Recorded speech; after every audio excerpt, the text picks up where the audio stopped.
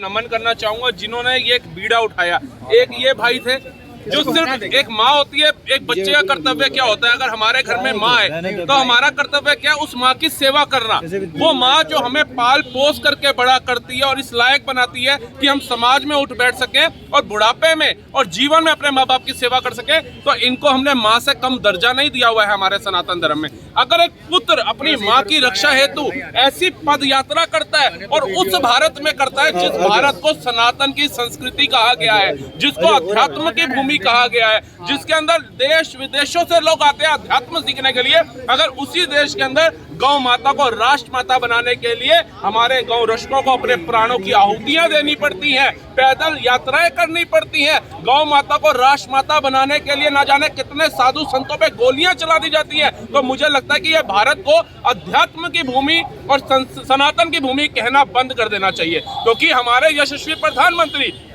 मैं कल देख रहा था सोमनाथ मंदिर के अंदर वह पूजा अर्चना कर रहे थे, वो हिंदुत्व की लहर है, हिंदुत्व का सम्मान है, लेकिन माननीय नरेंद्र मोदी जी को भी ये समझना पड़ेगा कि ये गाय माता कोई अन्य जानवर नहीं है, ये कोई वो पशु नहीं है जिसको राह चलता कोई भी काट देगा। ये सनातनियों की माँ है, माँ का दर्जा दिया गया है। अगर इनको काटने वाले सुरक्षित घूमेंगे और इनको बचाने वाले जेलों में जाएंगे तो आप बता दीजिए संविधान का पालन कौन करेगा इस देश के अंदर? लोकतंत्र कहाँ जिंदा रहेगा? इस गौ माता के लिए कितने लोगों ने अपनी आहुतियां दे दी हैं, ये हर एक भारतवासी आज देख रहा है। लेकिन कहीं ना कहीं बीजेपी की सरकार, हम दिन रात काम कर रहे हैं, ऐसा नहीं है नहीं कर रहे हैं, हम आवाजें उठाते हैं धर्म के लिए, देश के लिए, लेकिन गौ माता के लिए अगर हमारी आवाज उठ रही है और वो उन कानों तक नहीं पहुंच रही है जिन कानों तक पहुंचनी चाहिए, तो मैं आपके न्यूज के माध्यम से निवेदन करना चाहूंगा कि जल्द से जल्द जो इन भाई साहब का संकल्प है, इन भाइयों का संकल्प है, साधु संतों का संकल्प है और यहाँ खड़े तमाम सनातनियों का संकल्प है